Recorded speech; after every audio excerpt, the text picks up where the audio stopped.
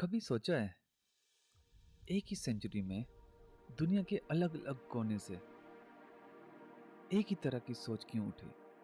हम बात कर रहे हैं 6 सेंचुरी BCE। 6 सेंचुरी BCE एक ऐसा समय था जो हमारे इतिहास को बदलने वाला था। इस समय दुनिया के कई अलग अलग हिस्से जैसे भारत, चाइना, पर्शिया और ग्रीस में कुछ बड़े सोचने वाले लोग पैदा हुए।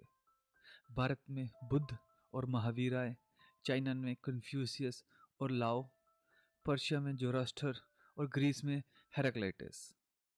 सभी ने अपने तरीके से दुनिया और जीवन के बारे में सोचा, लेकिन सबके विचार एक जैसे थे, सबके पर्सपेक्टिव एक जैसे थे। वो कहते थे पुरानी बातों को छोड़ो और नए तरीके से जीवन को देखो। आज हम बात करेंगे बुद्धिज्म और जैनिज्म की। Introduction to Buddhism and Jainism.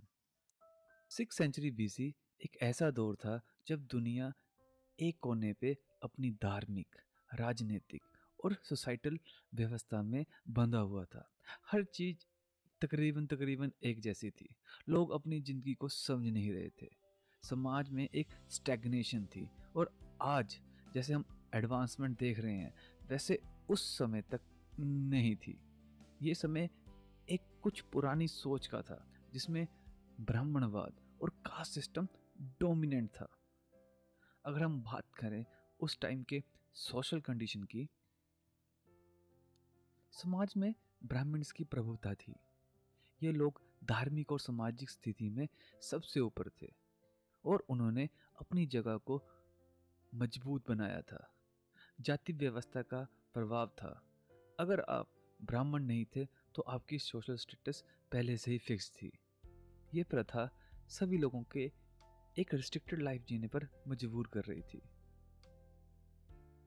चतुर्वर्ण व्यवस्था। इस व्यवस्था में सभी को उनकी जाति के हिसाब से जिंदगी जीनी पड़ती थी। इससे समाज में इनक्वलिटी पैदा हुई, जहां लोअर कास्ट को अपने अधिकार के लिए लड़ना पड़ता था। This is social condition of 6 century BCE। अगर हम बात करें पॉलिटिकल कंडीशन की, ये समय जनपद और रिपब्लिक का था, लेकिन मोनार्की या राजतंत्र भी डोमिनेंट था।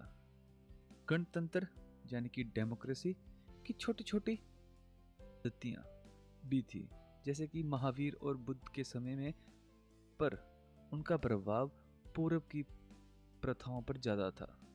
राजनीतिक इंस्टेबिलिटी भी थी। हर राजा अपनी टेरिटरी के लेकर चिंता में था और इस दौरान उन्होंने अपनी एम्पायर बिल्डिंग को फोकस किया था। इस समय को क्लासिकल एंशिएंट इंडिया भी कहा जाता है, जहां पॉलिटिकल पावर बदलाव के साथ छुपा रहता था। Economic condition. एग्रेरियन इकोनॉमी थी, जहां लोग ज़्यादा तक खेतीबाड़ी से जुड़े थे। यह समय ट्रेड और क्राफ्टमैनशिप के लिए भी था, लेकिन प्रमुख रूप से सेल्फ सस्टेन था। उन्होंने अपनी बेसिक ज़रूरतों को पूरा करने के लिए एग्रीकल्चर और हैंडीक्राफ्ट्स को अपनाया। लेकिन इकोनॉमिक इनक्वालिटी भी थी। राजनीतिक एलीट के पास ज़्यादा रिसोर्सेज थे और लोअर क्लासेस के पास कम। ये डिस्पैरिटी सोशल स्ट्रेटिफिकेशन को मजबूती से बनाए रखती थी। अगर हम देखें कि ऐसे समय में बुद्ध और महावीर जैसे विचार क्यों पैदा हुए, तो ये उनकी सोच के उदय का एक कॉम्प्लेक्स मिक्स था जो कई चीजों का प्रभाव था। तो हम उन फैक्टर्स की बात करेंगे जिसके कारण और जिन्होंने बुद्ध और महावीर जैसे लोगों को जन्म दिया। तो सबसे पहले हम बात करेंगे कल्चरल एंड स्पिरिचुअल क्राइसिस की। वैदिक धर्म अपनी रिजिडिटी और रिचुअलिस्टिक प्रैक्टिसेस की वजह से वीक हो गया था। यज्ञ, बलि और कॉम्प्लेक्स ब्राह्मणवाद लोगों के लिए थोड़ा इररिलेवेंट हो गया था। इस समय के लोग अपने जीवन की स्पिरिचुअल मीनिंग और हायर पर्पस को समझने की कोशिश कर रहे थे। बुद्ध और महावीर ने इस चीज को समझा और उन्होंने अपने एक्सपीरियंस के जरिए एक नया पैराडाइम दिया। That is about cultural and spiritual crisis. second factor is political and social uncertainty. उन सब राजनीतिक और सामाजिक बदलाव के बीच मीन्स सोसाइटल और पॉलिटिकल चेंजेस, इंडिविजुअल राइट और सेल्फ अवेयरनेस की जरूरत थी। लोगों को अपने सोशल हायरार्की से परे एक ह्यूमन एक्सपीरियंस की तलाश थी, जो बुद्ध और महावीर ने दिए। लोग अपने फ्रीडम और इक्वलिटी राइट्स चाहते थे, और यहाँ से जैनिज्म और बुद्धिज्म जैसे धर्म निकले जो इक्वलिटी, अहिंसा और सिंपलिसिटी की बात करते थे। That is second factor. And third is the appeal of simplicity. Jainism और बुद्धिज्म दोनों ने एक कॉमन अपील दिया, एक सिंपल और पीसफुल जीवन जीने का। लोग चाहते थे कि अपना जीवन एक हायर पर्पस से हो, ना कि बस एक मैकेनिकल रूटीन। ये आइडियोलॉजीज माइंडफुलनेस और सेल्फ रियलाइजेशन पर जोर देती थी, जो लोगों के लिए एक मेजर शिफ्ट था। आज भी हम जिस सेल्फ अवेयरनेस और इनर पीस की बात करते हैं, उसकी जड़ बुद्ध और महावीर के विचारों में है। So I think now you have the understanding how and what kind of conditions gave the word to the Buddhism and Jainism. Because of the inequality in the society, Buddhism and Jainism spread across India and all over the world. So we will discuss first the life of Mahavira. Mahavir की जिंदगी भी एक profound और transformative journey थी, जो उन्होंने अपनी spiritual path पर चल के जैनिज्म की एस्टेब्लिशमेंट की। उनकी लाइफ का टाइमलाइन 539 बीसी से 467 बीसी तक है, और उनका कंट्रीब्यूशन स्पिरिचुअल और फिलोसफिकल लेवल पर बहुत सिग्निफिकेंट रहा है।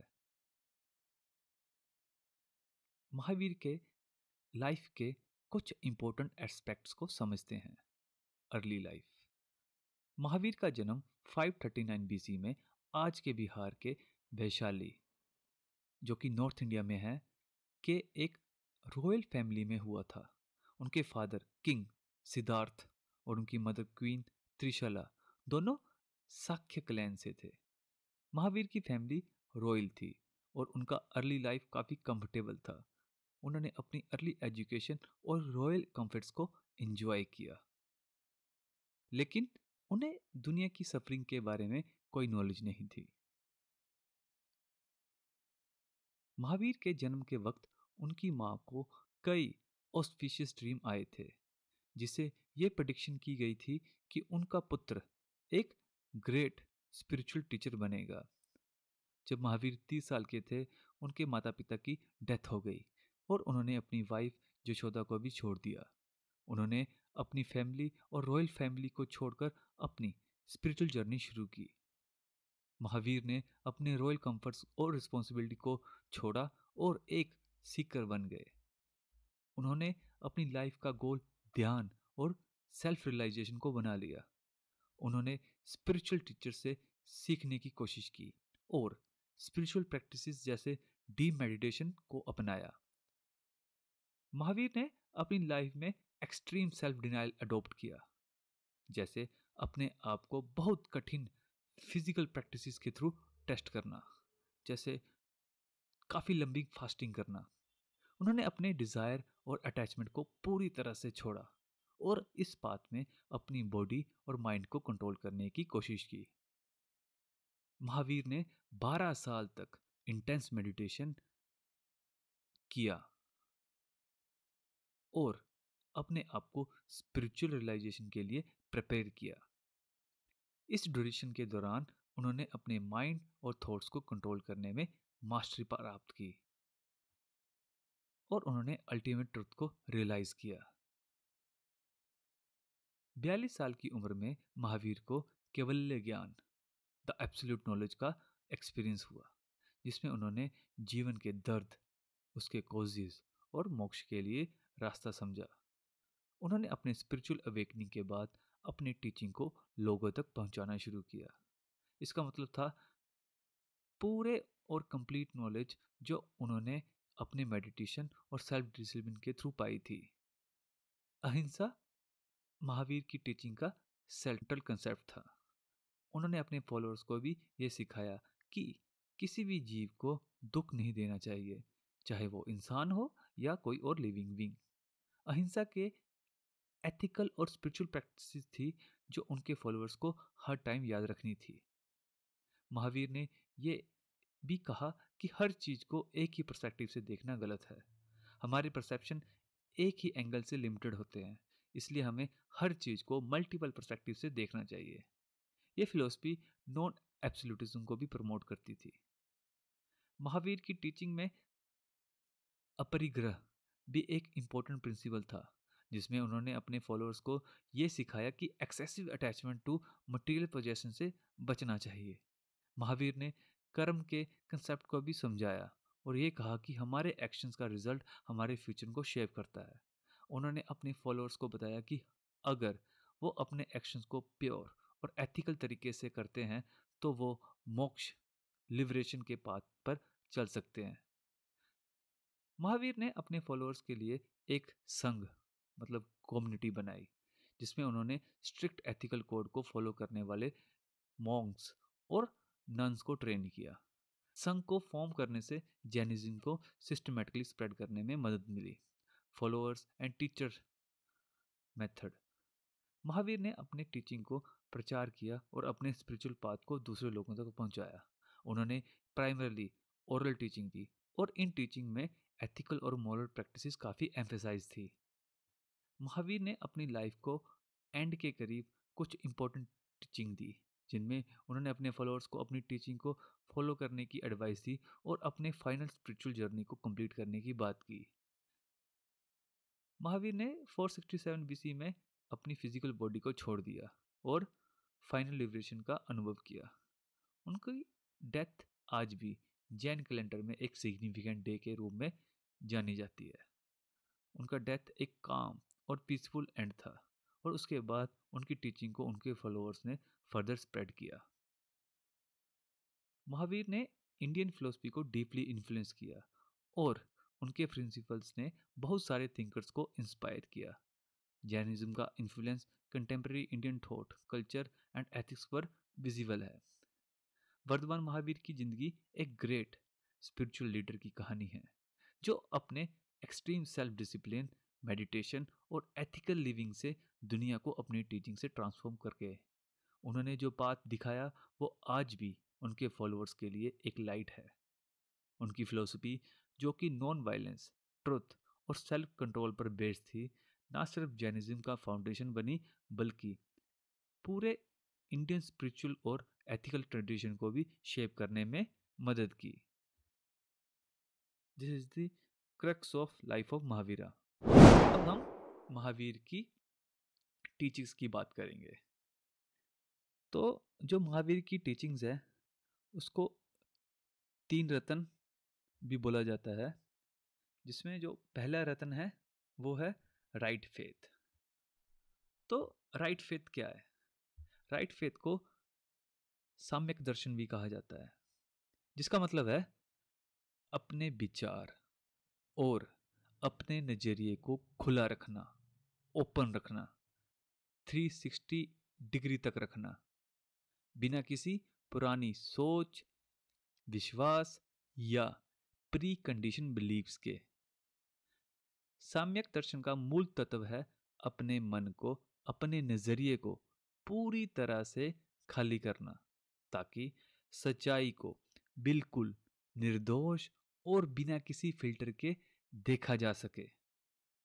जब तक हम अपने विचारों, अंधविश्वासों और सामाजिक धारणाओं से बंधे हुए होते हैं, हम सच को पूरी तरह से नहीं समझ सकते। इसका मतलब ये है कि अगर हम अपनी पुरानी सोच को थोड़ा भी छोड़ दें, अपनी आंखों से सच को बिना किसी प्रेजुडिसेस के देखें, तभी हम सच्चाई तक पहुंच सकते हैं। इसका और तरीका ये समझना है कि जब हम किसी चीज को अपने पुराने विचारों या बिलीफ से देखते हैं, तब हम सच्चाई को उसी पुरानी अंधकार में देखते हैं जो हमने पहले से सोचा होता है। अगर हम अपने विचारों को समय समय पर बदलकर अपनी आंखों से सच्चाई को देखें, तो सच को समझना और पहचानना आसान हो जाता है। जब हम अपने पुराने विचारों को छोड़कर खुद को एक नई सोच देते हैं, तभी हम सच को देख पाते हैं। बट फिर भी राइट फेथ का एक्चुअल में मतलब क्या होता है? मैं आपको एक डिस्कशन सुनाऊंगा एक गुरु और एक स्टूडेंट के बीच में। मे बी ये हेल्पफुल हो आपके लिए इसका मतलब समझना, राइट फेथ को। तो स्टार्ट करते हैं। अक्षय बोलते हैं अपने गुरु से, गुरुजी, ये राइट फेथ का क्या मतलब होता है? मैं समझ नहीं पा रहा। गुरु, अक्षय, तुम्हें ये समझना है कि राइट फेथ यानी साम्यक दर्शन कैसे तुम्हारी लाइफ में काम करता है। तो सोचो, जब तुम्हारे दिमाग में कुछ पुरानी सोच होती है, पुराने बिलीव्स होते हैं, तो तुम दुनिया को कैसे देखते हो? अक्षय, मुझे लगता है कि मैं बस अपने दिमाग में जो छुपी सोच है उसी से चीज़ों को समझता हूँ। जैसे अगर मुझे किसी ने कुछ बुरा कहा तो मैं उसका गुस्सा अपने लिए ले लेता हूँ। गुरु, बिल्कुल, और यही तुम्हारा रॉन्ग फेथ है, जो तुम्हारे पुराने बिलीफ पर बेस्ड है। अगर तुमने सच तक पहुंचना है तो तुम्हें अपने दिमाग को पुरानी सोच से खाली करना होगा। तुम्हें अपने इमोशंस को बिना किसी फिल्टर के देखना होगा, जैसे तुम अपने गुस्से को बिना किसी रिएक्शन के समझने की कोशिश करते हो।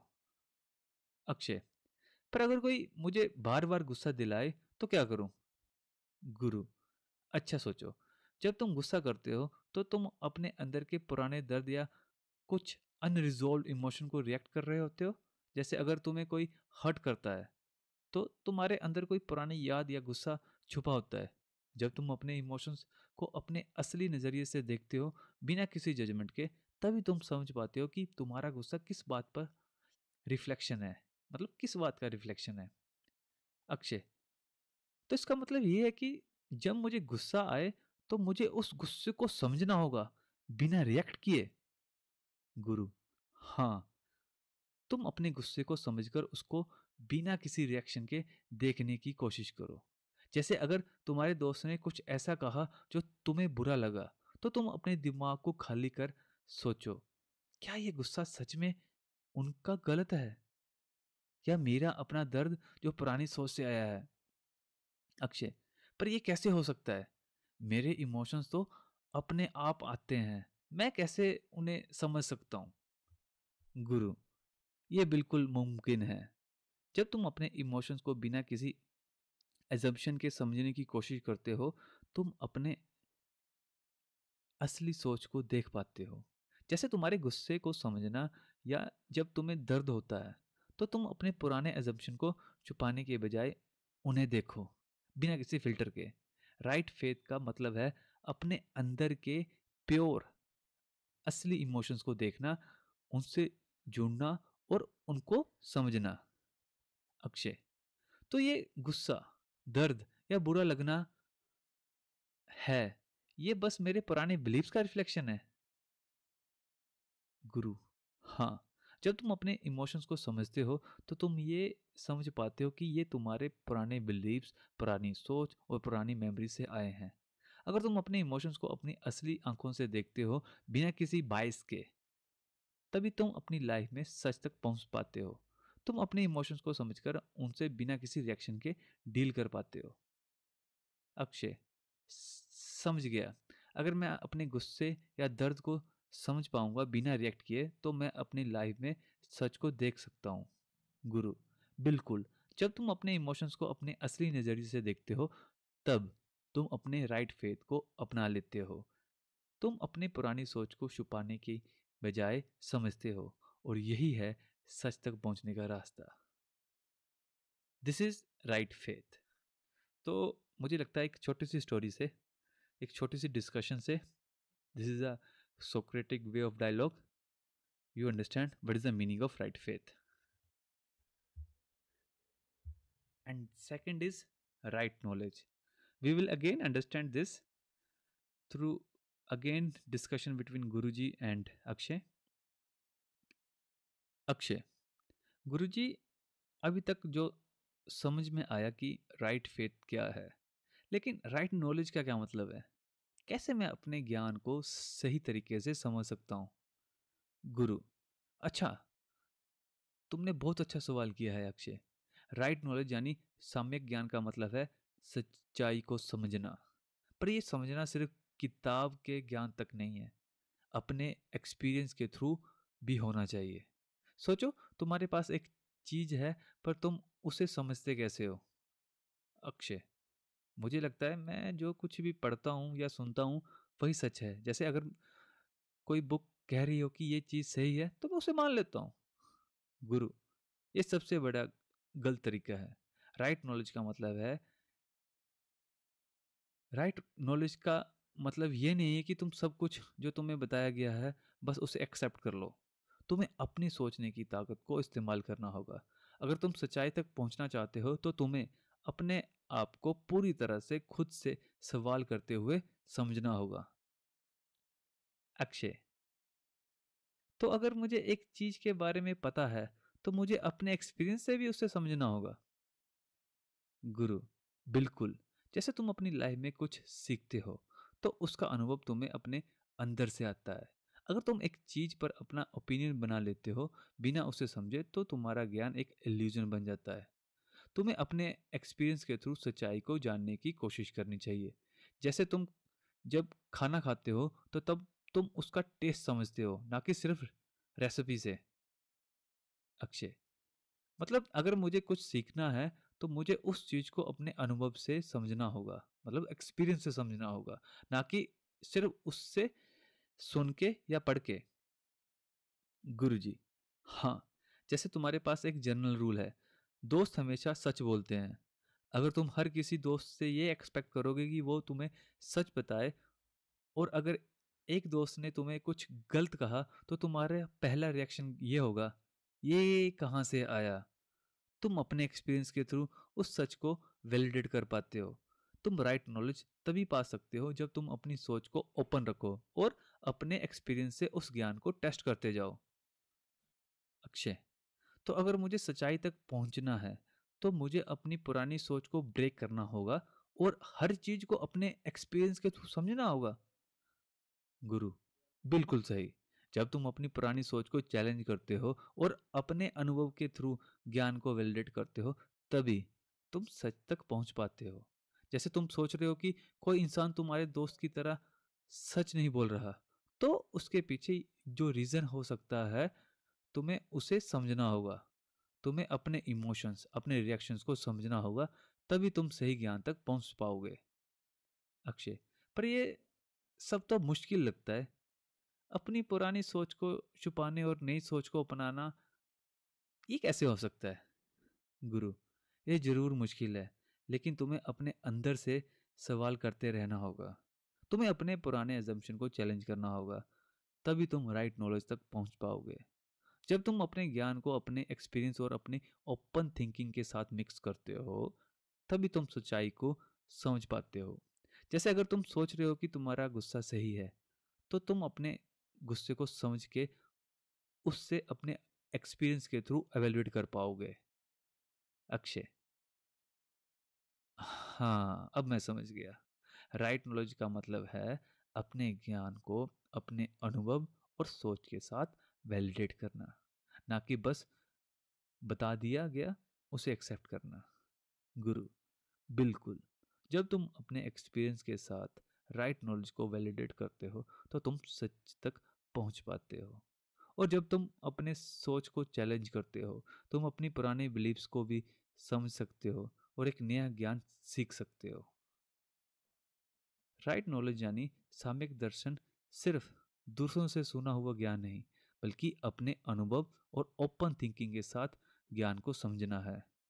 जब हम अपने सोच को चैलेंज करते हैं और अपने ज्ञान को अपने अनुभव से वैलिडेट करते हैं, तब हम सच तक पहुंच पाते हैं। This is right knowledge. And our third Ratan is right conduct. हम फिर इसी वे में समझेंगे। अक्षय: गुरुजी, अभी तक राइट फेथ और राइट नॉलेज समझ गया हूं मैं, लेकिन राइट कंडक्ट का क्या मतलब है? कैसे मैं अपने एक्शंस को सही तरीके से समझ सकता हूँ? गुरुजी: अच्छा, राइट कंडक्ट यानी साम्यक चरित्र का मतलब है अपने एक्शंस को अपने ज्ञान और फेथ के साथ अलाइन करना। सोचो, मैं दोबारा से बोलता हूँ, ये बहुत ही ज्यादा इंपॉर्टेंट है। राइट कंडक्ट यानी साम्यक चरित्र, इसका मतलब है अपने एक्शंस को अपने ज्ञान और फेथ के साथ अलाइन करना। अपने ज्ञान और फेथ के साथ अलाइन करना अपने एक्शंस को। जब हमारे एक्शंस हमारे ज्ञान और फेथ के साथ अलाइन नहीं होते, हम डिप्रेशन का शिकार होते हैं। सोचो, महावीर ने नियर अबाउट 3000 साल पहले डिप्रेशन का रूट कोज निकाल दिया था। डिप्रेशन का रूट कोज ही यही है कि हम अपने एक्शंस को अपने बिलीफ और फेथ के साथ अलाइन नहीं करते। अक्षय, मतलब अगर मुझे ज्ञान और फेथ है लेकिन मैं अपने एक्शन से उन्हें फॉलो नहीं करता, तो वो सब कुछ मीनिंगलेस हो जाता है। गुरुजी, बिल्कुल सही बोला अक्षय तूने। राइट कंडक्ट का मतलब है अपने एक्शंस को अपने ज्ञान और बिलीफ के साथ मैच करना। तुम्हें अपने थॉट्स और एक्शन को एक साथ चलाना होगा। जैसे अगर तुम्हें सच्चाई का ज्ञान मिल गया, तो तुम्हारे एक्शन उस सच्चाई के साथ हमेशा अलाइंड होने चाहिए। अक्षय, तो अगर मैं अपने गुस्सा या फ्रस्ट्रेशन को समझ पाता हूँ, तो मुझे अपने एक्शंस को भी उन फीलिंग्स के अकॉर्डिंग कंट्रोल करना होगा, ना कि बस उन्हें रिएक्ट करने देना होगा। गुरुजी, बिल्कुल सही। अगर तुम अपने इमोशंस को समझ रहे हो, तो तुम्हारे राइट कंडक्ट ये होगा कि तुम अपने गुस्से या फ्रस्ट्रेशन को समझकर उसे बिना किसी रिएक्शन के हैंडल कर पाओगे। अगर तुम्हें लगता है कि तुम्हें गुस्सा आया है, तो अपने एक्शंस को रुकने का वक्त दो। तुम अपने गुस्से को समझकर अपने एक्शंस को कंट्रोल कर सकते हो। अक्षय, तो अगर मुझे अपने इमोशंस को कंट्रोल करना है, तो ये राइट कंडक्ट का पार्ट है। गुरुजी, हाँ, जब तुम अपने इमोशंस को समझते हो और फिर उनसे रिएक्ट नहीं करते, तब तुम राइट कंडक्ट को अपना रहे होते हो। तुम अपने एक्शंस को अपनी सच्चाई और ज्ञान के साथ अलाइन कर रहे होते हो। जैसे अगर तुम्हें गुस्सा आता है लेकिन तुम अपने रिएक्शन को कंट्रोल कर लेते हो और पीसफुल वे में अपने थॉट्स को एक्सप्रेस करते हो, तभी तुम अपने एक्शंस को समझदारी के साथ कर रहे होते हो। अक्षय, पर अगर कोई बार बार मुझे प्रवोक करे, तो मैं अपने एक्शंस को कैसे कंट्रोल करूं? गुरुजी, ये एक इम्पोर्टेंट सवाल है, जो कि काफी लोगों की समस्या है ये। सोचो, जब तुम्हें प्रवोक किया जाता है, तो तुम्हारे अंदर एक टेम्पटेशन होती है कि तुम रिएक्ट करो। लेकिन राइट कंडक्ट का मतलब है तुम्हारा इंटेंशन क्लियर होना चाहिए। अगर तुम्हारा इंटेंशन ये है कि तुम दूसरों को हर्ट ना करो और अपनी इनर पीस को मेंटेन रखो, तो तुम्हारे एक्शन नेचुरली उस डायरेक्शन में चलेंगे। अक्षय, मतलब अगर मैं अपने एक्शंस को अपने वैल्यूज के साथ अलाइन करूं, तो मैं अपने एक्शंस को कंट्रोल कर पाऊंगा। गुरुजी, बिल्कुल सही। तुम्हारी वैल्यूज और ज्ञान से अलाइन करते ही अगर तुम अपने एक्शंस को डिसाइड करते हो, तो तुम्हारा कंडक्ट राइट कंडक्ट होगा। जैसे अगर तुम किसी को हर्ट करने के बजाय उसे समझने की कोशिश करते हो, तो तुम अपने एक्शन को ज़्यादा पीसफुल और थॉटफुल बना लेते हो। अक्षय, अगर मैं अपने एक्शंस को अपने ज्ञान और बिलीव्स के साथ अलाइन करूंगा, तो मेरी लाइफ पीसफुल हो जाएगी क्या? गुरुजी, हाँ, जब तुम अपने एक्शंस को अपने ज्ञान के साथ अलाइन कर लेते हो, तो तुम अपनी लाइफ को बैलेंस में रख पाते हो। तुम अपने एक्शंस को सच में समझकर चलते हो, ना कि इम्पल्सिवली रिएक्ट करते हो। तुम अपने ज्ञान और फेथ के साथ राइट कंडक्ट को अपनाते हो, तब तुम्हारी लाइफ पूरी तरह से हारमोनियस हो जाती है। राइट कंडक्ट का मतलब अपने एक्शंस को अपने ज्ञान और फेथ के साथ अलाइन करना। जब हम अपने एक्शंस को समझदारी से अपने वैल्यूज और बिलीव्स के साथ मैच करते हैं, तब हम अपनी लाइफ में सच्चाई और पीस ला सकते हैं।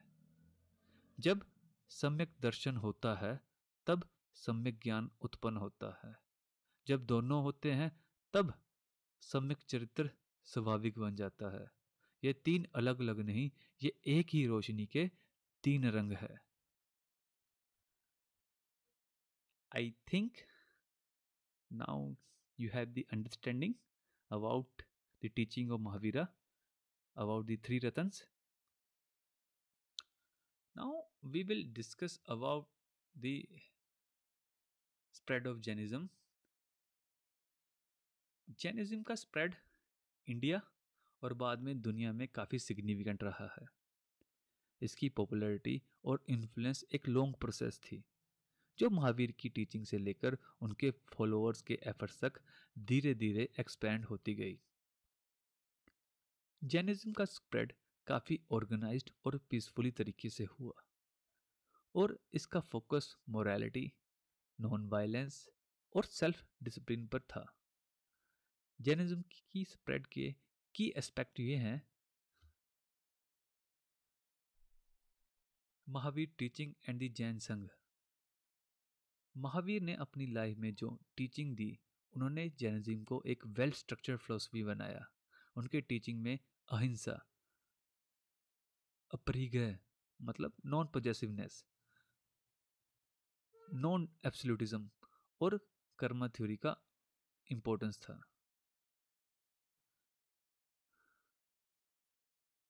फॉर्मेशन ऑफ जैन संघ। महावीर ने अपने फॉलोअर्स को ऑर्गेनाइज करने के लिए एक संघ मतलब कम्युनिटी बनाई। संघ में मॉन्क्स और नन्स को अपनी लाइफ को डिसिप्लिन्ड और एथिकल तरीके से जीने का इंस्ट्रक्शन दिया गया। यह संघ जैनिज्म के एक्सपेंशन का इम्पोर्टेंट फैक्टर था, क्योंकि संघ के मेंबर्स ने अपने प्रैक्टिसेस को दूसरों तक पहुंचाया। जैनिज्म को कई इंडियन रूलर्स ने सपोर्ट किया, स्पेशली चंद्रगुप्त मौर्य और उनके सक्सेसर ने, जो उन्होंने जैनिज्म को अपनाया था। चंद्रगुप्त ने अपने रिटायरमेंट के बाद जैन मॉन्क के रूप में अपनी लाइफ जीनी शुरू की और उन्होंने जैनिज्म को रॉयल पैटर्नेज दिया।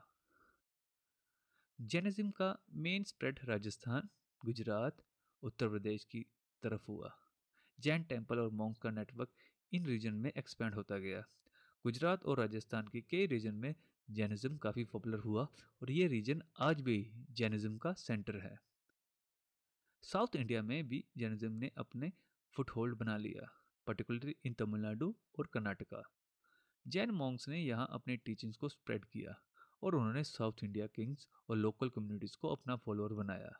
कर्नाटका के रीजन में आज भी बहुत सारे जैन टेम्पल और मोन्यूमेंट्स हैं जो जैनिज्म की प्रेजेंस को रिफ्लेक्ट करते हैं। जैन मर्चेंट्स ने अपने बिजनेस और ट्रेड नेटवर्क के थ्रू जैनिज्म का स्प्रेड किया। जैनिज्म के एम्फेसिस एथिकल बिजनेस प्रैक्टिसेस और नॉन वायलेंस पर था, जो मर्चेंट्स को अपने डे टू डे लाइफ में अप्लाई करने में हेल्प करता था। ये मर्चेंट अपनी ट्रेवल्स के दौरान जैनिज्म की टीचिंग को भी डिफरेंट रीजन तक लेके जाते थे। जैन मर्चेंट्स ने अपने प्रोस्परस इकोनॉमी स्टेटस को यूज करके जैन टेम्पल्स और कम्युनिटी एक्टिविटीज को स्पॉन्सर किया। उन्होंने बहुत सारे जैन आर्ट और आर्किटेक्चर प्रोजेक्ट्स में कंट्रीब्यूट किया, जो जैनिज्म के कल्चर और रिलीजियस स्प्रेड में मददगार साबित हुए। जैनिज्म के स्प्रेड के साथ जैन टेम्पल का कंस्ट्रक्शन भी बहुत इंपॉर्टेंट फैक्टर था।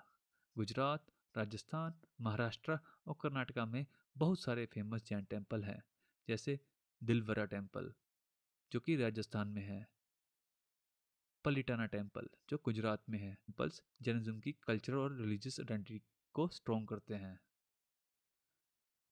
जैनिज्म का स्प्रेड एक लॉन्ग प्रोसेस था, जो कि पीसफुल टीचिंग, एथिकल प्रैक्टिसेस और डिसिप्लिन रिलीजियस कम्युनिटी के थ्रू हुआ।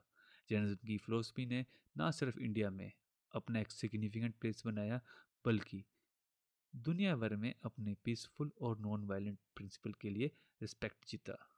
जैनिज्म की टीचिंग जो नॉन वायलेंस, ट्रुथ और सेल्फ कंट्रोल पर फोकस थी, आज भी एक लिविंग ट्रेडिशन है और ये इंडियन कल्चर का एक इम्पोर्टेंट पार्ट है।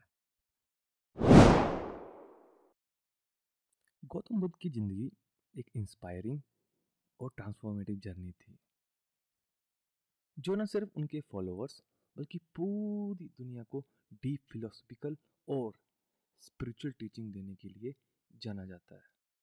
उनकी लाइफ, जो 567 बीसी से 487 बीसी तक थी, एक एक्स्ट्राऑर्डिनरी एवोल्यूशन की कहानी है।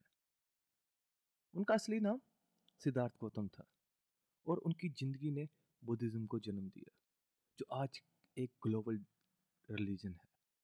चलिए उनकी लाइफ का इंपॉर्टेंट एस्पेक्ट को समझते हैं। बर्थ। सिद्धार्थ गौतम का जन्म 567 बीसी में लुम्बिनी, जो आज के नेपाल में है, एक रॉयल फैमिली में हुआ था। उनके father king Suddhodana Shakya clan के रूलर थे। उनकी माँ क्वीन माया ने उनको जन्म दिया। जब सिद्धार्थ का जन्म हुआ, एक साधु ने प्रेडिक्शन किया कि या तो वो एक ग्रेट किंग बनेंगे या फिर एक एनलाइटेंड स्पिरिचुअल लीडर। उनकी माँ ने उनके फ्यूचर को लेकर काफ़ी चिंता की और उन्हें दुनिया से अलग रखा ताकि उनका माइंड अनअफेक्टेड रहे। सिद्धार्थ को अपने पैलेस में लग्जरी और कंफर्ट दिया गया। उन्हें दुनिया के दुख, दर्द और जीवन के हार्डशिप का कोई पता नहीं था, क्योंकि उनका फादर चाहते थे कि वो कभी भी किसी टाइप के सफरिंग एक्सपीरियंस ना करे। एक दिन सिद्धार्थ ने अपने पैलेस की बाउंड्रीज को क्रॉस किया। उन्होंने पहली बार एक ओल्ड मैन, एक सिक मैन, एक डेड बॉडी और एक साधु को देखा। ये उनकी जिंदगी का टर्निंग पॉइंट था, क्योंकि इन चार एनकाउंटर्स ने उनको जिंदगी की असली रियलिटी, सफरिंग और इम्परमानेंस के बारे में सोचने पर मजबूर किया। उन्होंने समझा कि हर इंसान को दर्द, बुढ़ापा, बीमारी और मौत का सामना करना पड़ता है। ये एक्सपीरियंस उनको लाइफ के अल्टीमेट ट्रुथ को समझने की तरफ ले गया, जिसमें उन्होंने डिसाइड किया कि वो स्पिरिचुअल एनलाइटनमेंट के लिए अपनी कंफर्टेबल लाइफ छोड़ेंगे। 29 साल की उम्र में सिद्धार्थ ने अपनी फैमिली, अपनी वाइफ यशोधरा और अपने न्यू बॉर्न सन राहुला को छोड़ दिया और वो अपनी लाइफ के पर्पस को समझने के लिए घर से निकल गए। उन्होंने उन्होंने अपनी लाइफ का लग्जरी और वर्ल्डली अटैचमेंट को छोड़ और एक सीकर की तरह जर्नी शुरू की। सिद्धार्थ ने अपनी लाइफ का गोल को समझने के लिए एक सीकर की तरह भिक्षा लेने का फैसला किया। उन्होंने डाइवर्स स्पिरिचुअल टीचर से सीखने की कोशिश की और मेडिटेशन और एस्थेटिक प्रैक्टिसेस में अपना टाइम स्पेंड किया, लेकिन उनको स्टिल सेटिस्फैक्शन नहीं मिल पाया। सिद्धार्थ ने अपनी बॉडी को एक्सट्रीम हंगर और पेन के थ्रू टेस्ट किया, जिसमें उन्होंने सिर्फ कुछ दिनों का खाना खाया और अपने आप को बहुत कठिन फिजिकल हार्डशिप दिए। लेकिन इस एक्सट्रीम हार्डशिप ने उनको कोई अल्टीमेट ट्रुथ नहीं दिया। एक दिन उन्होंने रियलाइज़ किया कि ना तो एक्सट्रीम प्लेजर और ना ही एक्सट्रीम डिनाइल ज़िंदगी का सही तरीका है। इसलिए उन्होंने अपनी लाइफ को मिडल वे, मध्यम पाथ फॉलो करते हुए बैलेंस के साथ जीने का डिसीजन लिया, जो दोनों एक्सट्रीम से दूर हो। ये अप्रोच उनके स्पिरिचुअल पाथ को दिखाता है, जिसमें बॉडी और माइंड का बैलेंस रखना जरूरी है। सिद्धार्थ ने बोध गया, जो आज के बिहार इंडिया में एक बहुत बड़े पीपल के नीचे मेडिटेशन करने का फैसला किया। उन्होंने वहाँ एक 12 ध्यान, मतलब डीप मेडिटेशन स्टार्ट किया और निर्वाणा को पाने की कोशिश की। बहुत लंबी और इंटेंस मेडिटेशन के बाद सिद्धार्थ को एक प्रफाउंड इंसाइट मिली। उन्होंने अपने जीवन की सफरिंग, उसके कॉजेज और सफरिंग को दूर करने के तरीका समझा। उन्होंने रियलाइज किया कि डिजायर्स और अटैचमेंट ही सफरिंग का मेन सोर्स है और इससे छुटकारा पाने का तरीका एट फोल्ड पाथ है। गौतम बुद्ध की लाइफ एक पावरफुल ट्रांसफॉर्मेशन की कहानी है, जिसमें उन्होंने अपने पर्सनल स्ट्रगल्स को समझा और उन्हें अपनी टीचिंग के थ्रू दुनिया को शेयर किया। उन्होंने सफरिंग, डिजायर्स और अटैचमेंट के कंसेप्ट को समझाया और एक सिंपल येट प्रोफाउंड पाथ दिया, जिसमें सेल्फ अवेयरनेस और एथिकल लिविंग को प्रायोरिटी दी गई। बुद्ध की टीचिंग आज भी मिलियंस ऑफ लोगों को इंस्पायर कर रही है और स्पिरिचुअल ग्रोथ के लिए एक गाइड का काम कर रही है। Teaching of Buddha. The four noble truths of Buddha are: first, the world is full of suffering. Second, the cause of suffering is desire. Third, if desires are get rid of, suffering can be removed. This can be done by following eightfold path. चलिए इसको एक एक करके अच्छे से समझते हैं. इसको भी हम अक्षय और उनके गुरु के जो डायलॉग है उसके माध्यम से समझेंगे. तो अक्षय पूछते हैं गुरुजी से, गुरुजी, बुद्ध की टीचिंग का एक इम्पोर्टेंट हिस्सा है the world is full of suffering. मैं इसे कैसे समझ सकता हूँ, मुझे बताएं. गुरु, अच्छा, तुम्हारा सवाल बहुत गहरा है. बुद्ध ने जो सबसे पहली बात बोली वो थी दुख, यानी दर्द और पीड़ा दुनिया का एक हिस्सा है. इसका मतलब ये नहीं है कि हर वक्त सब कुछ बुरा ही होगा, लेकिन सभी को अपनी जिंदगी में कभी ना कभी पीड़ा का सामना करना पड़ता है. अक्षय, तो क्या मतलब है इसे, हर किसी को दर्द फेस करना पड़ता है? गुरुजी, हाँ, तुमने सही समझा. बुद्ध ने ये नहीं कहा कि हम अपने दर्द को हमेशा समझ नहीं सकते. उन्होंने ये कहा कि दर्द हमारे एग्जिस्टेंस का पार्ट है. तुम्हारी लाइफ में जो भी चैलेंजेस आते हैं वो दर्द और पीड़ा का एक रूप होते हैं. जैसे एक स्टूडेंट का एग्ज़ाम के लिए स्ट्रेस होना या किसी को अपने दोस्तों से दूरी महसूस करना, ये सब दर्द के ही रूप है.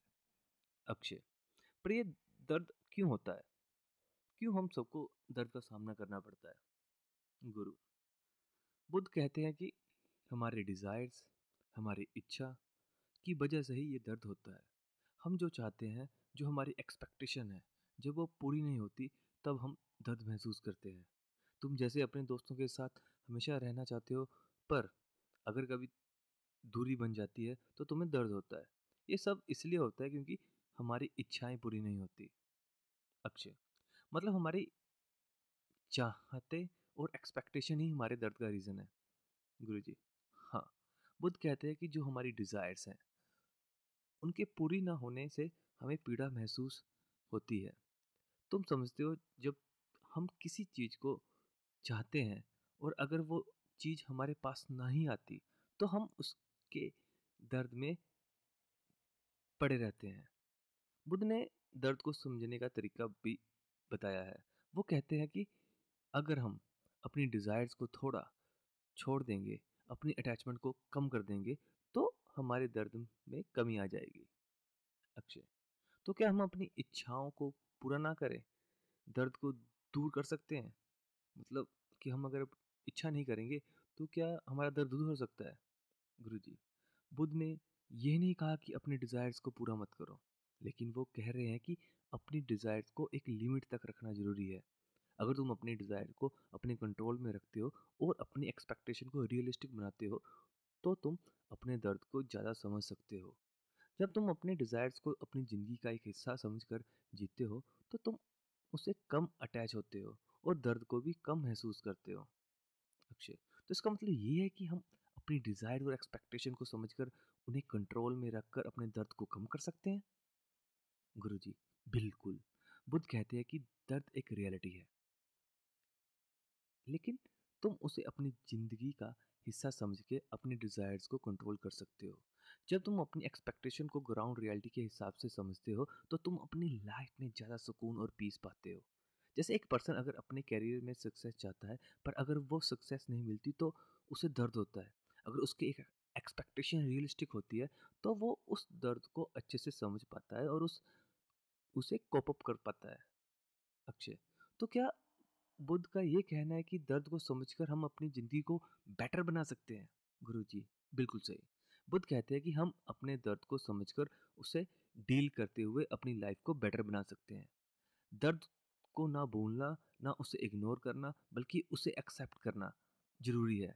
तुम जब अपने दर्द को समझकर अपनी ज़िंदगी जीते हो तो तुम उसे कोप कर पाते हो और फिर उसे आगे बढ़ने के लिए उसे सीखने का एक स्टेप बना लेते हो.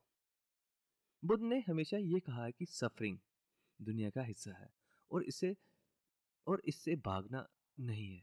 हम सबको कभी ना कभी दर्द का सामना करना पड़ता है, लेकिन अगर हम अपनी इच्छाओं, डिजायर्स और एक्सपेक्टेशन को समझकर कंट्रोल करते हैं तो हम अपने दर्द को बेटर समझ सकते हैं. सफरिंग को समझना और उसे कोप अप करना ही सच्चाई है, और एक कदम होता है सफरिंग को कम करने का। अक्षय: गुरुजी, मैं समझ गया, पर बुद्ध ने कहा था कि the cause of suffering is Dzire. ये कैसे समझ पाऊं मैं? मतलब ये कैसे समझा जाए? गुरुजी: जो कि उनकी सेकंड है, सेकंड ट्रुथ है, the cause of suffering is desire. Guruji: अच्छा, ये एक बहुत ही गहरा और समझने लायक कंसेप्ट है। बुद्ध कहते हैं कि जो हमारे डिजायर्स हैं वही हमारे दर्द और पीड़ा का असली कारण है। तुमने देखा है ना, जब हम कुछ चाहते हैं और वो चीज हमें नहीं मिलती, तब हम दर्द महसूस करते हैं। अक्षय: हाँ, जैसे मैंने सोचा था कि मैं अपने एग्जाम में टॉप करूंगा, पर जो रिजल्ट आया उससे मैं डिसअपॉइंटेड हो गया, क्योंकि मैं जैसे सोचा था वैसा नहीं हुआ। गुरुजी: बिल्कुल, तुमने सोचा था कि तुम टॉप करोगे, ये एक डिजायर थी। तुम्हारे मन में जो एक्सपेक्टेशन थी, अगर वो पूरी नहीं होती तो तुम्हें पीड़ा होती है। ये डिजायर ही दर्द का सोर्स बन जाता है। अगर तुम अपनी एक्सपेक्टेशन को इतना स्ट्रांग ना बना लो तो तुम्हें उतनी पीड़ा नहीं होती। अक्षय: मतलब अगर मैं अपनी डिजायर को थोड़ा कम करूं तो मुझे उतना दर्द नहीं होगा। गुरुजी: हाँ, बिल्कुल। बुद्ध ये कह रहे हैं कि जब तक हम अपनी डिजायर से अटैच्ड हैं, तब तक हम सफरिंग को अपनी लाइफ का पार्ट बना लेते हैं। हमारी डिजायर ही हमारे पेन का सोर्स है, क्योंकि जब वो डिजायर्स पूरी नहीं होती तो हम थोड़ा और दर्द महसूस करते हैं। अक्षय: पर ये डिजायर्स तो नॉर्मल ही है ना, हम सभी कुछ ना कुछ चाहते हैं, तो क्या सब डिजायर्स दर्द का कारण है? गुरुजी: बिल्कुल, डिजायर्स नॉर्मल है, सभी को कुछ ना कुछ चाहिए होता है, लेकिन बुद्ध ये कह रहे हैं कि हम अपनी डिजायर्स को अगर इतना ज़्यादा अटैच करते हैं, अपनी हैप्पीनेस और पीस को उन पे डिपेंड करते हैं, तो फिर वही डिज़ायर हमारे लिए दर्द का कारण बन जाती है। जब हम किसी चीज़ को इतना चाहते हैं कि अगर वो चीज़ नहीं मिलती तो हम सैड हो जाते हैं, तब हम अपनी डिज़ायर से जुड़ गए होते हैं। अक्षय: मतलब जब हम अपनी डिजायर से अपनी पीस और हैप्पीनेस को कनेक्ट करते हैं तो हम सफर करते हैं। गुरुजी: हाँ, बुद्ध कहते हैं कि हमारी सफरिंग का एक मेजर रीजन ये है कि हम अपनी डिजायर्स को अपनी हैप्पीनेस से जोड़ लेते हैं। जैसे तुम अपने एग्जाम की प्रिपरेशन के लिए इतना स्ट्रेस लेते हो कि तुम्हारा पूरा पीस और उस पर डिपेंड हो जाता है। अगर एग्जाम में तुम्हें वो रिजल्ट नहीं मिलता तो तुम दर्द फील करते हो, लेकिन अगर तुम अपनी डिजायर्स को अपनी पीस से अलग करते हो तो तुम्हें उस दर्द का सामना नहीं करना पड़ेगा। अक्षय: तो ये कैसे कर सकते हैं? अपनी डिजायर्स को अपनी पीस से कैसे अलग करते हैं? मुझे नहीं पता, मुझे बताओ, मैं कैसे करूं? मुझे करना है। गुरुजी: ये तुम्हारे कंट्रोल में है। तुम अपने डिजायर्स को थोड़ा डिटैच कर सकते हो। जब तुम अपनी डिजायर्स को पूरी तरह अपनी आइडेंटिटी से नहीं जोड़ते, तब तुम अपने दर्द को कम महसूस करते हो। अगर तुम किसी चीज़ को चाहते हो लेकिन उस चीज़ से अपनी हैप्पीनेस को ना जोड़कर अपने अंदर से पीस ढूंढोगे, तो तुम अपनी डिज़ायर्स को भी अच्छे से मैनेज कर सकते हो। अक्षय: तो अगर मैं अपने डिज़ायर्स को पूरी तरह अपने पीस से अलग कर दूं तो मैं सफरिंग को थोड़ा कंट्रोल कर सकता हूँ। गुरुजी: हाँ, बिल्कुल। बुद्ध कहते हैं कि जब तुम अपनी डिज़ायर्स को थोड़ा डिटैच करते हो और तुम अपनी हैप्पीनेस को अपनी डिज़ायर से इंडिपेंडेंट बना लेते हो, तो तुम अपनी सफरिंग्स को कंट्रोल कर पाते हो। तुम्हारी डिज़ायर का पूरा कंट्रोल तुम्हारे हाथ में है। जब तुम अपनी डिज़ायर्स को अपनी हैप्पीनेस के साथ लिंक नहीं करते, तब तुम अपनी लाइफ में मोर पीस और लेस दर्द महसूस करते हो। बुद्ध कहते हैं कि हमारी सफरिंग का मेन कारण हमारी डिज़ायर है। जब हम अपनी डिज़ायर को अपनी हैप्पीनेस से लिंक करते हैं तो हम सफरिंग्स को अपनी लाइफ में इनवाइट करते हैं।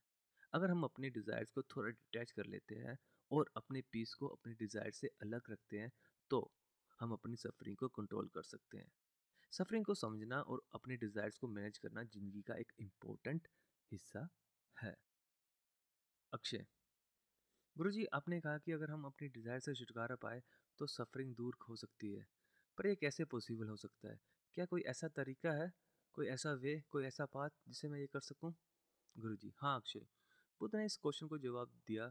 उन्होंने एक ऐसे पाथ की बात की है जिसमें हम एट फोल्ड पाथ कहते हैं। ये एक ऐसा रास्ता है जो हम अपनी डिज़ायर्स को समझने और उससे अपनी सफरिंग को दूर करने में मदद करेंगे। अक्षय, एट फोल्ड पाथ ये क्या है? मतलब किस तरह से हमारी हेल्प करेगा? गुरु जी, ठीक है, तुम्हारे लिए सब कुछ क्लियर करते हैं। एट फोल्ड पार्ट एक ऐसा प्रोसेस है जिसमें 8 चीज़ें तुम्हें अपनी ज़िंदगी में इम्प्लीमेंट करनी होती है। जब तुम इन 8 चीज़ों को अपनाते हो तो तुम अपनी डिज़ायर्स को थोड़ा कंट्रोल कर सकते हो और अपनी लाइफ में पीस ला सकते हो। अक्षय, तो मुझे जल्दी जल्दी बताएं वो क्या है? तो फर्स्ट है राइट व्यू। राइट व्यू का मतलब है एक ऐसी दृष्टि या पर्सपेक्टिव डेवलप करना जिसमें तुम सच्चाई को देख सको जैसे वो है, ना कि जैसे तुम देखना चाहते हो। तुम्हारे डिसीजन, इमोशंस और थॉट इल्यूजन से नहीं, समझ से आए। तुम दुख को इग्नोर नहीं करते, बल्कि उसका सोर्स समझकर उसे डिसॉल्व करने की एफर्ट करते हो। एक एग्जांपल ले लो। मान लो तुम किसी से इमोशनली अटैच्ड हो और वो तुम्हें इग्नोर कर रही है या कर रहा है। अगर तुम्हारा ये व्यू पॉइंट हो कि वो ऐसी ही है या ऐसा ही है, लोग ही खराब हैं, मेरे साथ ही ऐसा क्यों होता है, मेरे साथ ही बुरा होता है, तो ये रॉन्ग पॉइंट ऑफ व्यू है, क्योंकि ये बेस्ड है रिएक्शन और इमोशन पर, सच्चाई पर नहीं। राइट व्यू कहता है, क्या मैं इस इंसान के साथ मेरी एक्सपेक्टेशन का प्रेशर डाल रहा हूँ? क्या मेरी अपनी अटैचमेंट मेरी सफरिंग का सोर्स है? क्या वो पर्सन अपनी लिमिटेशन में ही बिहेव कर रहा है? मैं किस चीज से चिपका हुआ हूँ? तुम्हारा दुख तब कम होगा जब तुम उसकी रियलिटी, अपनी एक्सपेक्टेशन और अपने इमोशन के बीच का अंतर समझ पाओगे। Okay, this is right view. Second, right resolve. Right resolve को हम राइट इंटेंशन भी बोलते हैं। तो क्या है राइट इंटेंशन? दिल और मन की वो सोच जिसमें दया, समझ और वैराग्य हो, बिना नफरत, बिना लालच, बिना अहिंसा के। मतलब सिर्फ सोचना नहीं, अंदर की इंटरनल नीयत जिसमें तुम्हारा मन किसी को तकलीफ देने के मूड में ना हो, बल्कि हर जीव के लिए एक कंपैशन हो। तो बुद्ध ने 3 प्रकार के राइट इंटेंशन बोले हैं। पहला, रिनंसिएशन, मतलब लोभ, वासना और अटैचमेंट को छोड़ने की सोच। तुम सोचते हो मुझसे सब मुझे सब कुछ चाहिए, ये गलत है। राइट सोच है जो है उसमें संतोष और समझ हो। सेकंड है no ill will, no hatred, किसी के लिए बुरा नहीं सोचना। थर्ड है नॉन वायलेंस, ना सिर्फ एक्शन में बल्कि सोच में भी अहिंसा हो। तो इसका हमारे जीवन में क्या मतलब हो सकता है, या फिर तुम्हारे जीवन में इसका क्या मतलब हो सकता है? तुम मान लो कि तुम काम पे हो, किसी ने तुम्हारे एफर्ट को इग्नोर कर दिया। तुम्हारा मन बोलता है इसका मैं जवाब दूंगा, मैं इसको सबक सिखाऊंगा या सिखाऊंगी, मैं प्रूव करके रहूंगा कि मैं सही हूं। ये सब रॉन्ग इंटेंशन है। चाहे बाहर कुछ ना दिखाओ, अंदर ये संकल्प तुम्हारा एनर्जी खत्म कर रहा है। मे बी तुम इसे ऑब्जर्व कर पा रहे हो या नहीं कर पा रहे। तो राइट संकल्प या फिर राइट इंटेंशन क्या होगी? मैं अपने काम पे ध्यान दूंगा या दूंगी, दूसरों की समझ उनके लेवल पर है, मुझे नफरत नहीं क्लैरिटी चाहिए। Okay, that is right resolve. Third, right speech. क्या होता है राइट स्पीच? राइट स्पीच का मतलब है ऐसी बात बोलना जो सच हो, संवेदनशील हो और समस्या को हल करने वाली हो, मतलब प्रॉब्लम को इंक्रीज करने वाली ना हो। इसका फोकस है ट्रुथ, काइंडनेस, टाइमिंग और शांति और समझ बढ़ाने वाली बात। बुद्ध ने 4 चीजों से मना किया है। पहला, झूठ बोलना, निंदा और चुगली करना, कठोर और चुभने वाले वचन। चौथा, बेकार और फालतू बातें। तो जो राइट स्पीच है, राइट स्पीच का एसेंस क्या है? राइट स्पीच का एसेंस है सच बोलो लेकिन दर्द नहीं दो, मदद करो ब्लेम नहीं, शिकायत कम, सुझाव ज्यादा। जब जरूरत हो तभी बोलो, हर वक्त बोलना जरूरी नहीं है। This is about right speech. Next है राइट कंडक्ट। राइट कंडक्ट का अर्थ है सही तरीके से जीवन जीना, अपने एक्शंस को सही रखना। इसका फोकस है कि हम ऐसा कुछ ना करें जो किसी को नुकसान पहुंचाए, ना शारीरिक रूप से ना सामाजिक रूप से। राइट कंडक्ट के तीन मुख्य प्रिंसिपल्स हैं। फर्स्ट, डू नॉट किल, किसी भी जीव को मारने से बचना, इंसान हो या जानवर। सेकंड है डू नॉट स्टील, जो तुम्हारा नहीं है उसे बिना इजाजत से नहीं लेना। थर्ड, सेक्सुअल मिसकंडक्ट से बचना, ऐसे संबंध ना बनाए जो किसी को दुख, दर्द या धोखा दे। ओके, नेक्स्ट है राइट लाइवलीहुड। राइट लाइवलीहुड का मतलब है अपनी रोजी रोटी ऐसे काम से कमाना जो किसी को नुकसान ना पहुंचाए, ना शारीरिक ना मानसिक ना सामाजिक। यानी तुम्हारा प्रोफेशन ऐसा होना चाहिए जिसमें किसी के लिए हिंसा ना हो। तो बुद्ध ने 5 कामों से मना किया है। हिंसा से जुड़े व्यापार नहीं करने, इंसानी चेतना को बिगाड़ने वाले काम जैसे ड्रग्स बेचना, ऐसे काम लोगों के मानसिक हेल्थ को इम्पैक्ट करते हैं। थर्ड है झूठ या धोखा दे के पैसे कमाना, ये भी नहीं करना। फोर्थ है शारीरिक या मानसिक शोषण से जुड़े काम, किसी काम में अगर औरों की डिग्निटी हर्ट होती है तो वो भी काम नहीं करने। फिफ्थ है हत्या से जुड़े काम, ये भी नहीं करने। आगे है राइट एफर्ट। राइट एफर्ट का मतलब है कि अपनी एनर्जी, अटेंशन और विल पावर को सही डायरेक्शन में लगाना, ताकि तुम्हारा मन और जीवन दोनों अपलिफ्ट हो। ये मन और काम, ये मन और कर्म की मेंटल जिम है। बॉडी करने के लिए जिम जाते हो, वैसे ही माइंड और इमोशन को फिट करने के लिए राइट एफर्ट चाहिए। तो बुद्ध ने fourth level of right effort बोला है। फर्स्ट है बुरे विचार ना आए, उसके लिए एफर्ट, जैसे किसी से जलन, नफरत या ईगो का इमोशन आए ही ना, उसके सीड्स ही मत लगने दो। सेकंड, अगर बुरे विचार आ गए तो उनको हटाने का एफर्ट, अपने आप को कैच करो, अरे ये नेगेटिव सोच है गई है मेरे दिमाग में, इसे हटाओ। थर्ड, अच्छे विचार लाने का एफर्ट, जैसे करुणा, फ्रेंडलीनेस, ग्रेटिट्यूड, इनको एक्टिव करना। फोर्थ, अच्छे विचारों को बनाए रखने का एफर्ट। अच्छे थॉट सिर्फ आना काफी नहीं है, उन्हें डेली लाइफ में प्रयोग भी करना है। नेक्स्ट है राइट माइंडफुलनेस। राइट माइंडफुलनेस का मतलब है प्रेजेंट मोमेंट में रहकर अपने थॉट्स, फीलिंग्स और एक्शन पे ध्यान देना, बिना किसी डिस्ट्रैक्शन के अपने माइंड को अवेयर और फोकस्ड रखो। माइंडफुलनेस एक बेसिक प्रिंसिपल है, जितना ज़्यादा तुम अपने आप को प्रेजेंट मोमेंट में रखते हो उतना ज़्यादा क्लैरिटी और पीस मिलती है। ओके, नेक्स्ट, कॉन्सेंट्रेशन का मतलब है अपने माइंड को एक पॉइंट पर डीपली फोकस करना, जिससे क्लैरिटी और इनर पीस मिले। ये एक तरह की मेडिटेटिव फोकस है, जिसमें तुम अपने माइंड को बिल्कुल कंसंट्रेट करते हो किसी एक चीज पर। आगे है स्प्रेड ऑफ बुद्धिज्म। बुद्धिज्म का स्प्रेड दुनिया भर में काफ़ी इंटरेस्टिंग है, और इसकी जर्नी इंडिया से शुरू होकर पूरी एशिया और दुनिया तक गई है। यहाँ पर कुछ हम मेन पॉइंट्स है जो बुद्धिज्म की स्प्रेड के बारे में डिस्कस करेंगे। अगर आप इस मैप में भी देखो तो बुद्धिज्म इंडिया के नेपाल से उनका जन्म हुआ, तो इंडिया के बिहार से लेके पूरे एशिया में स्प्रेड हुआ। अगर हम बुद्धिज्म के जन्म की बात करें तो बुद्धा ने अपनी टीचिंग को इंडिया के नॉर्थ ईस्ट में स्प्रेड किया। उसकी टीचिंग जैसे फोर नोबल ट्रूथ और एट फोल्ड पाथ लोगों को सफरिंग से छुटकारा पाने और अपनी डिजायर्स को कंट्रोल करने के लिए महत्वपूर्ण थी। सेकंड है एम्परर अशोका का रोल। अगर अशोका ना होते तो मे बी पॉसिबल है कि आज हमें बुद्धा के बारे में पता ना होता, क्योंकि अशोका मौर्य एम्पायर के राजा ने बुद्धिज्म को अपनाया और इसे पूरे सब कॉन्टिनेंट तक फैलाया।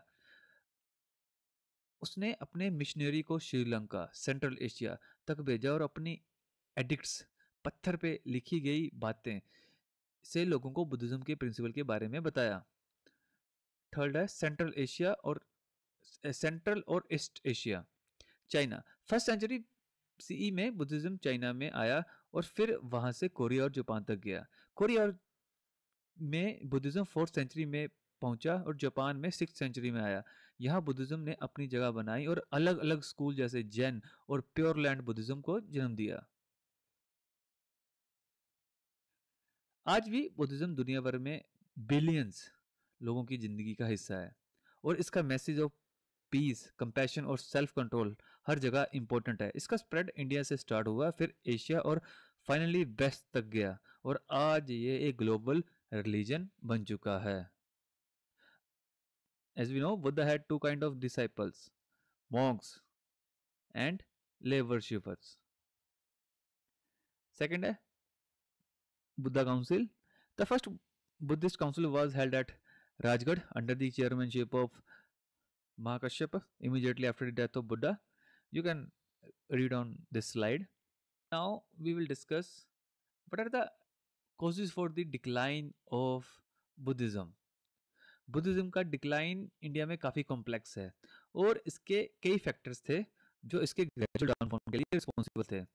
हम कुछ मेन फैक्टर डिस्कस करेंगे। फर्स्ट है राइज ऑफ हिंदुइज्म। जब गुप्ता एम्पायर का गोल्डन एज आया फोर्थ और सिक्स सेंचुरी सीई में, हिंदुइज्म को एक रिवाइवल मिला। हिंदू रूलर्स ने हिंदू टेम्पल्स और रिचुअल्स को प्रमोट किया, जिससे बुद्धिज्म का इन्फ्लुएंस धीरे धीरे कम होता गया। That is the first point. Second है पैट्रोनेज की कमी। बुद्धिज्म को इनिशियली रॉयल पैट्रोनेज मिलता था जैसे अशोका के टाइम में, पर जब हिंदू किंग्स ने बुद्धिज्म को सपोर्ट करना बंद कर दिया या फिर कम कर दिया और हिंदू टेम्पल्स को अपने पैट्रोनेज में ले लिया, तो बुद्धिस्ट इंस्टीट्यूशन को फाइनेंशियली और पॉलिटिकल सपोर्ट की कमी हो गई। जैसे जैसे बुद्धिज्म की मोनेस्ट्री और स्तूपास को फंडिंग कम हुई, वैसे वैसे उनका इंपोर्टेंस भी कम होता गया। थर्ड है इन्वेजन और फॉरेन रूलर्स। मुस्लिम इन्वेजन 12th सेंचुरी में मोहम्मद गोरी और बाद में दिल्ली सल्तनत के मुस्लिम इन्वेडर ने इंडिया को अटैक किया। उन्होंने कई बुद्धिस्ट मोनेस्ट्री और यूनिवर्सिटी जैसे नालंदा यूनिवर्सिटी को डिस्ट्रॉय किया, जिससे बुद्धिज्म का इंफ्रास्ट्रक्चर और एजुकेशन सिस्टम पूरी तरह से टूट गया। बुद्धिस्ट मोनेस्ट्री जो उनका कल्चरल और स्पिरिचुअल सेंटर थी, उन्हें डिस्ट्रॉय किया गया। ये डायरेक्ट इम्पैक्ट थे बुद्धिज्म के डिक्लाइन पर। फोर्थ है इंटरनल फैक्टर्स। बुद्धिज्म में भी अलग अलग सेक्ट्स बन गए थे, जैसे महायाना और तेरावड़ा। ये डिफरेंस लोगों को कंफ्यूज करते थे और बुद्धिज्म की यूनिटी थोड़ी थोड़ी धीरे धीरे टूटती गई। बुद्धिज्म के मैसेज को पहले बहुत सिंपल और प्रैक्टिकल तरीके से समझाया गया, लेकिन टाइम के साथ कुछ बुद्धिस्ट प्रैक्टिस कॉम्प्लेक्स और रिचुअलिस्टिक हो गई, जिससे लोगों का इंटरेस्ट कम हो गया। नेक्स्ट है rise of bhakti movement. Bhakti movement जिसमें devotional worship of gods like Vishnu and Shiva थे, लोगों को ज़्यादा इमोशनल कनेक्ट दिया। ये इमोशनल अपील बुद्धिज्म से ज़्यादा रिलेटेबल लगा और इस कारण बुद्धिज्म का डिक्लाइन होना शुरू हो गया। नेक्स्ट है डिक्लाइन इन मोनेस्टिक एजुकेशन। जो पहले एजुकेशन और लर्निंग का सेंटर थी बुद्धिस्ट मोनेस्ट्री, उनका डिक्लाइन हुआ। नालंदा जैसे फेमस बुद्धिस्ट यूनिवर्सिटी को डिस्ट्रॉय किया गया और बुद्धिस्ट इंटेलेक्चुअल का माइग्रेशन हुआ, जो अल्टीमेटली बुद्धिज्म की इंटेलेक्चुअल डिक्लाइन का कारण बना। नेक्स्ट है social and political changes. Medieval period में फ्यूडलिज्म और लोकल रूलर्स के इन्फ्लुएंस का राइज हुआ, जिसमें बुद्धिस्ट इंस्टीट्यूशन का डायरेक्ट इन्फ्लुएंस पॉलिटिकल पर कम हो गया। लोकल रूलर्स ने अपने रिलीजियस प्रेफरेंस को सपोर्ट करते हुए बुद्धिज्म को अपनी टेरिटरी में इरेलेवेंट कर दिया। अब कंक्लूजन में हम बोल सकते हैं कि बुद्धिज्म का डिक्लाइन इंडिया में एक ग्रेजुअल प्रोसेस था, जिसमें कई एक्सटर्नल और इंटरनल फैक्टर ने रोल प्ले किया। हिंदुइज्म का चाहे वो रिवाइवल हो, फॉरेन इन्वेजन हो, रॉयल पैट्रोनेज का या डिक्लाइन हो, और सेक्टेरियन डिफरेंस ने बुद्धिज्म को वीकन किया, जिससे आज भी बुद्धिज्म इंडिया में उतनी प्रोमिनेंट नहीं है जितनी पूरी दुनिया में है। पर फिर भी बुद्धिज्म का लेगेसी और टीचिंग आज भी इंडिया और दुनिया के कई पार्ट्स में जिंदा है। नेक्स्ट है contribution of Buddhism on Indian culture. तो बुद्धिज्म ने इंडिया कल्चर को काफी गहरा प्रभाव दिया और इसके कई कंट्रीब्यूशन हैं जो आज भी हमारी सोसाइटी और कल्चर में दिखाई देते हैं। चलिए इन कंट्रीब्यूशन को डिटेल्स में समझते हैं। तो फर्स्ट है फिलोसफी एंड थॉट। सफरिंग और सेल्फ। बुद्धिज्म ने लाइफ के दर्द को समझने का एक नया तरीका बताया। उन्होंने बोला कि सफरिंग लाइफ का पार्ट है, और उन्होंने फोर नोबल ट्रूथ की टीचिंग ने लोगों को अपनी लाइफ को बेहतर समझने और अपने इनर सेल्फ को समझने में मदद की। सेकंड है art and architecture. Stupas. Buddha की टीचिंग को स्प्रेड करने के लिए स्तूपास बनाए गए। ये मॉन्यूमेंट बिल्डिंग है जहां बुद्धा के बॉडी पार्ट्स और बिलोंगिंग्स रखे जाते हैं। सांची स्तूपा और बोधिया का महाबोधि स्तूपा इसके फेमस एग्जाम्पल है। Third, literature. Tripitaka. Buddhist text जैसे त्रिपिटिका को लिखने का काम इंडिया में ही हुआ। ये टेक्स्ट उनके टीचिंग, रूल्स और फिलोसफी को डॉक्यूमेंट करते थे। जटाका टेल्स। इन स्टोरीज में बुद्धा ने प्रीवियस लाइफ्स के एंशियंट होते हैं जो मोरल लेसन और एथिकल टीचिंग्स से भरे होते हैं। ये टेल्स ना सिर्फ बुद्धिज्म के फॉलोअर्स के लिए बल्कि कॉमन पीपल के लिए भी है जो बुद्धिज्म की लाइफ से लेसन लेना चाहते हो। नेक्स्ट है social and ethical reforms. Social equality. Buddhism ने कास्ट सिस्टम को चैलेंज किया और सबको बराबर समझा और इसी का मैसेज दिया। बुद्धा ने सबको अपनी टीचिंग सुनने और प्रैक्टिस करने का राइट दिया, चाहे वो किसी भी कास्ट, जेंडर या बैकग्राउंड का हो। Spread of education and knowledge. Buddhist university. Nalanda और तक्षशिला जैसे बुद्धिस्ट यूनिवर्सिटी ने इंडिया और दूसरे एशियन कंट्री में एजुकेशन को प्रमोट किया। इन यूनिवर्सिटी ने स्टूडेंट्स को फिलोसफी, मेडिसिन, एस्ट्रोनॉमी, मैथमेटिक्स और लिटरेचर पढ़ाया। Six, meditation and mindfulness. Buddhism ने ध्यान को अपनी प्रैक्टिस में इंटीग्रल पार्ट बनाया। यह प्रैक्टिस आज भी इंडिया और दुनिया भर में मेंटल पीस और क्लैरिटी के लिए वाइडली फॉलोड है। माइंडफुलनेस और मेडिटेशन की प्रैक्टिस मॉडर्न वर्ल्ड में स्ट्रेस रिलीफ और मेंटल हेल्थ के लिए पॉपुलर है। सेकंड है, नेक्स्ट है and last, influence on other religion. Buddhism का इम्पैक्ट हिंदुइज्म पर भी पड़ा। भक्ति मूवमेंट जो लेटर हिंदुइज्म का एक इंपॉर्टेंट फीचर बना, उसमें भी एक स्ट्रॉन्ग इन्फ्लुएंस था बुद्धिज्म और हिंदुइज्म की शेयर्ड वैल्यूज का, जैसे अहिंसा और मोक्ष दोनों रिलीजन में कॉमन था। तो इन दी एंड हम बोल सकते हैं बुद्धिज्म ने ना सिर्फ स्पिरिचुअल और फिलोसफिकल डायमेंशन में इंडिया को इन्फ्लुएंस किया, बल्कि उसने आर्ट, लिटरेचर, सोशल रिफॉर्म और एजुकेशन जैसे एरियाज में भी सिग्निफिकेंट कंट्रीब्यूशन किए। बुद्धा की टीचिंग आज भी मॉडर्न सोसाइटी में रिलेवेंट है और लोगों को पीस, टॉलरेंस और माइंडफुलनेस के इंपॉर्टेंस को समझाते हैं।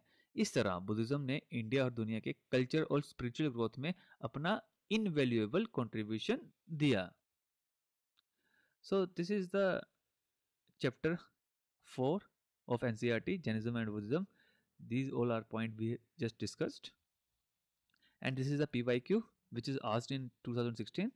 Early Buddhist stupa art, while depicting folk motifs and narratives, successfully expound Buddhist ideas, elucidate. तो ये हमारे सोर्सेज हैं एंड थैंक यू। हम दोबारा फिर मिलेंगे अगले वीडियो में, तब तक के लिए धन्यवाद। जय हिंद।